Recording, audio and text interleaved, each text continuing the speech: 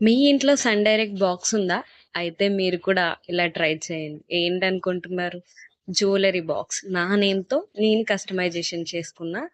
మనకెలా కావాలితే అలా కస్టమైజ్ చేసుకోవచ్చు. ఒక్కసారి మన హ్యాండ్స్‌తో చేసుకున్నప్పుడు ఆ ఫీలింగే వేరు. అది ఏదైనా చిన్నదైనా, పెద్దదైనా. రండి నా జ్యువెలరీ బాక్స్‌ని నేనెలా ఆర్గనైజ్ చేసుకుంటున్నానో చూసేద్దురు గాని.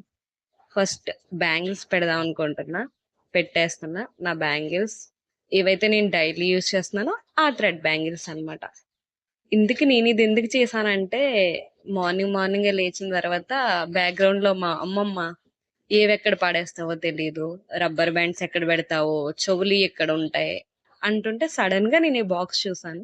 నా వై నాట్ మనం ఎందుకు ప్రిపేర్ చేయకూడదు మన బాక్స్‌ని అని చెప్పి అనిపించింది. కాబట్టి చేశా. ఇది చేయడానికి నాకు మినిమమ్ ఒక 2 అవర్స్ పైనే పట్టిందనుకోండి. కానీ మీరు ఎలానో చూడరు, సపోర్ట్ చేయరు. అది వేరే విషయం. కానీ నా హ్యాపీనెస్ కోసం పోస్ట్ చేస్తున్నాను. Thank you for watching. Subscribe for more videos.